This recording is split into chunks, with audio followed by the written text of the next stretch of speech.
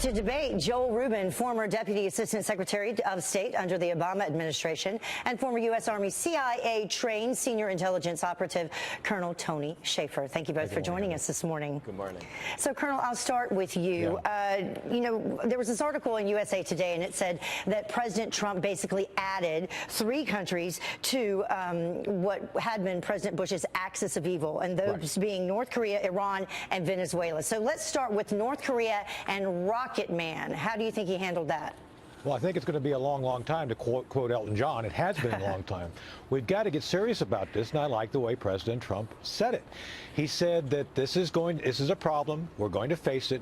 And he did mention, I wish he would have mentioned China by name, about those enabling North Korea. We cannot continue to stand for the North Koreans to continue to march down the road of potentially getting weapons ready, and not only them launching it, we're talking about the potential of them giving nuclear weapons to terror groups and having them smuggled in. So I think it was very appropriate for him to belittle and make it very clear what our objectives are in this. And I'm sorry, I don't agree with John, some of the guys over there on CNN and all these other, John Kirby, for example. I'm very disappointed in John Kirby.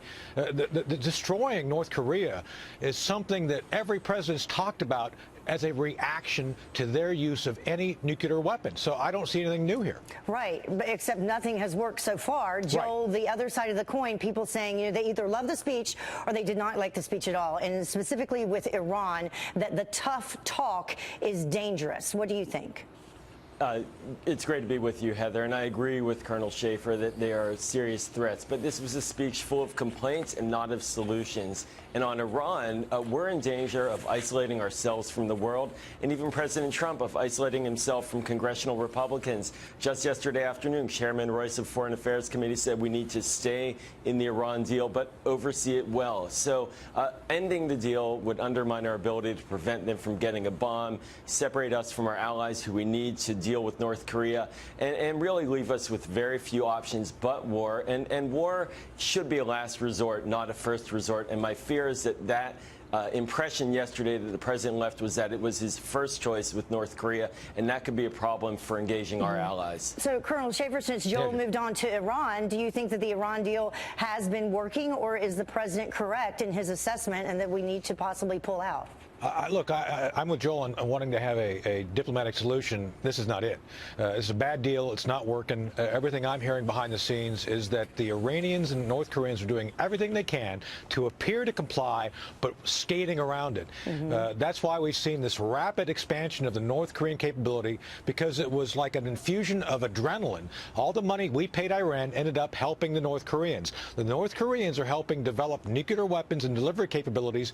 Essentially, they're the outsourcer for North Korea. So to me, it's like, why would you want to stay in a deal that's actually giving a hardened tunnel for the Iranians to follow through to come out down the other end with nuclear weapons? And I think that's why it needs to be relooked. And North Korea clearly watching what has happened with Iran in terms of follow through and people making them, hold to these sanctions. Joel, let's move on to Venezuela. Comparing President Trump to Ronald Reagan, I think that they meant that to be a slight, but of course that for anyone in the Republican Party would be an honor. Joel? It certainly came out awkwardly from the Venezuelans, and what their government is doing to their people is horrifying, and the Venezuelan people deserve better. But arguing for a military option will do nothing to undermine the Venezuelan government, and there is no will in the United States for a military option into Venezuela. I have to say on Iran, with all due respect, we need our inspectors in Iran, and even French President Emmanuel Macron yesterday argued that ending the deal ends our ability to see what they're doing, and currently the international inspectors do see that, and we need to have insight there, just like we need to with Venezuela. We need to work with our allies, not push them away. Colonel Shaffer? Well, look, the Venezuelan issue, I tend to agree we don't need to use any military force. It's going to collapse on its own. I think we have to be more worried about helping the UN get in there to stabilize the country, because I think we're seeing Venezuela on the road to being a failed state, just like we've seen in Libya. So, that's something we have to take very seriously.